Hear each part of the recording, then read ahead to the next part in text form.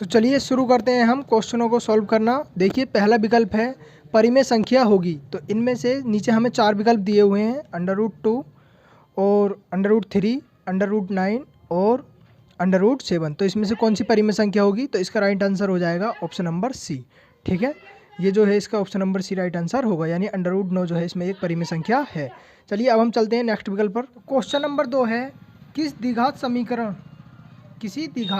समीकरण y = ax² + bx + c के graph का आकार होगा। तो इसके ग्राफ का जो आकार होगा वो होगा हमारा परवलयाकार। तो इसका ऑप्शन नंबर ए जो है वो राइट आंसर हो जाएगा। ठीक है, अब देखेंगे हम क्वेश्चन नंबर 3।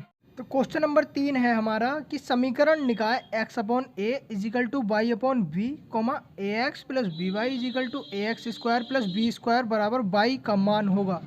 तो इसका कौन सा विकल्प सही हो जाएगा? इसका हो जाएगा हमारा option number C right answer हो जाएगा, यानी इसमें y का मान क्या होगा? b होगा। ठीक है, अब क्वेश्चन नंबर 4 देखेंगे। क्वेश्चन नंबर 4 है यदि समीकरण x² - 4x + a = 0 के कोई वास्तविक मूल नहीं है तो a का जो मान होगा वो इसमें a विकल्पों में दे रखा है कि a का मान 4 से कम होगा या बराबर होगा। ऑप्शन नंबर बी है इसमें कि a का मान जो है वो 4 से अधिक होगा। तो ये इसका राइट आंसर हो जाएगा कि a का मान 4 से अधिक होगा। ठीक है, अगला क्वेश्चन देखेंगे, क्वेश्चन नंबर 5।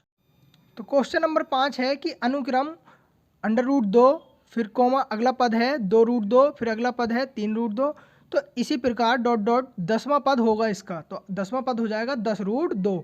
जब 10√2 को हम 10 को अंदर पहुंचाएंगे तो वो क्या बन जाएगा? 100, और 100 की जब 2 से गुणा होगी तो वो बन जाएगा 200। ठीक है, तो इसका मतलब इसका जो राइट आंसर हो जाएगा वो ऑप्शन नंबर सी इसका राइट आंसर हो जाएगा, यानी √200 इसका सही उत्तर होगा। ठीक है, अब चलेंगे हम क्वेश्चन नंबर 6 पर। तो क्वेश्चन नंबर 6 है निम्नलिखित सारणी का माध्य होगा। तो इसका जो माध्य आएगा वो आएगा हमारा 12.95। तो इसका ऑप्शन नंबर सी जो है वो राइट आंसर हो जाएगा। ठीक है, क्वेश्चन नंबर 6 का राइट आंसर क्या होगा? ऑप्शन नंबर सी इसका राइट आंसर हो जाएगा, यानी 12.95। अब देखेंगे हम क्वेश्चन नंबर 7, जो कि क्वेश्चन नंबर 7 में बता रखा है हमें कि त्रिभुज ABC तथा त्रिभुज DEF में यदि AB/DE और बराबर BC/FD हो तो वे दोनों त्रिभुज समरूप होंगे यदि। तो दोनों त्रिभुज समरूप कब होंगे ये हमसे पूछा गया है। तो दोनों त्रिभुज समरूप होंगे जब कोण B बराबर होगा कोण E के। ठीक है, अर्थात संगत जो समानुपाती भुजाएं हैं उनका कोण भी, उनके संगत कोण भी क्या होना चाहिए? बराबर होना चाहिए। तो इसका option number A right answer हो जाएगा। ठीक है, अगला क्वेश्चन है क्वेश्चन नंबर 8।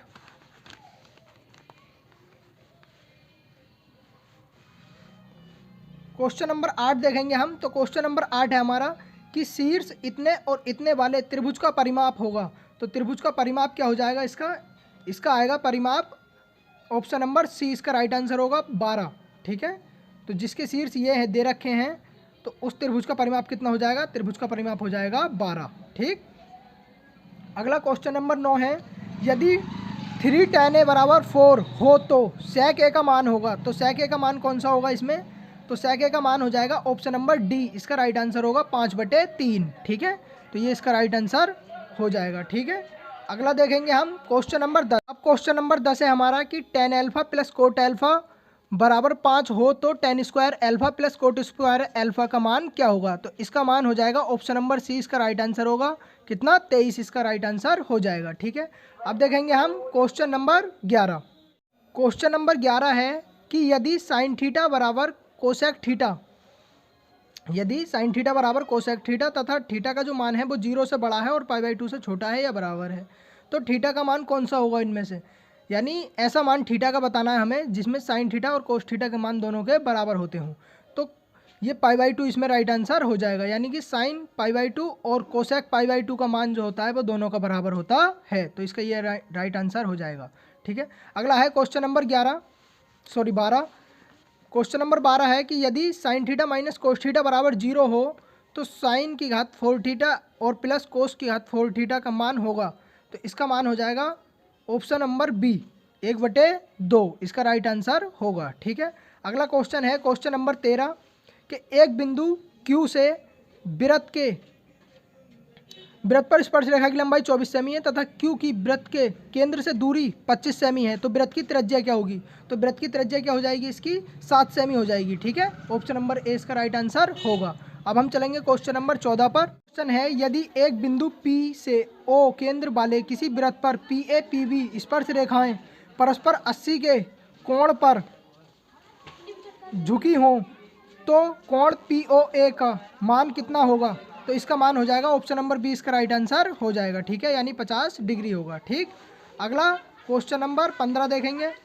आर त्रिज्या वाले वृत्त के उस त्रिज्या खंड का क्षेत्रफल जिसका कोण थीटा है, उसका क्षेत्रफल क्या होगा? तो त्रिज्या खंड का सूत्र होता है थीटा बटे 360 गुणा पाई आर स्क्वायर। अगर हम यहाँ पे ये जो ऑप्शन नंबर बी है इसको हम 2 से यहाँ पे डिवाइड कर दें या काट दें, सरलीकरण कर लें इसका, तो ये हमें वही प्राप्त हो जाएगा थीटा बटे 360 गुणा पाई आर स्क्वायर। इस वजह से इसका right answer option number B हो जाएगा।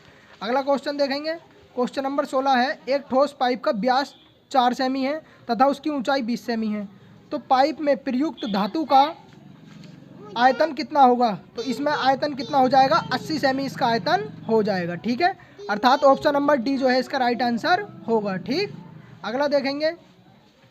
क्वेश्चन नंबर 17 है कि आर त्रिज्या के एक ठोस अर्धगोले का कुल पृष्ठीय क्षेत्रफल होगा, तो आर त्रिज्या के एक ठोस अर्धगोले का कुल पृष्ठीय क्षेत्रफल कितना हो जाएगा? ये हो जाएगा 3 pi r square. Option number C इसका राइट आंसर हो जाएगा। ठीक है, अगला क्वेश्चन नंबर 18 देखेंगे। क्वेश्चन नंबर 18 होगा, निम्नलिखित सारणी का माध्यक वर्ग होगा, तो इस सारणी का माध्यक वर्ग क्या हो जाएगा? इस सारणी का माध्यक वर्ग हो जाएगा 30 से 40, यानी ऑप्शन नंबर सी इसका राइट आंसर होगा। ये वो जो है हमारा ऑप्शन नंबर सी इसका राइट आंसर हो जाएगा। ठीक है, अब देखेंगे हम क्वेश्चन नंबर 19 को। क्वेश्चन नंबर 19 है, एक बारंबारता सारणी का माध्य और माध्यक क्रम से 30 तथा 35 हैं, तो इसका बहुलक होगा, तो इसका बहुलक हो जाएगा हमारा ऑप्शन नंबर बी यानी 45, इसका राइट आंसर हो जाएगा। ठीक है, अगला देखेंगे क्वेश्चन नंबर 20 और लास्ट क्वेश्चन है ये कि यदि एक घटना निश्चित रूप से घटती है तो इसकी प्रायिकता क्या हो जाएगी? इसकी प्रायिकता होगी 1, यानी ऑप्शन नंबर डी इसका राइट आंसर हो जाएगा। ठीक है, ठीक है भाई, धन्यवाद। अगर आपको अच्छी लगी हो वीडियो तो चैनल को सब्सक्राइब और वीडियो को लाइक ज़रूर करें। धन्यवाद।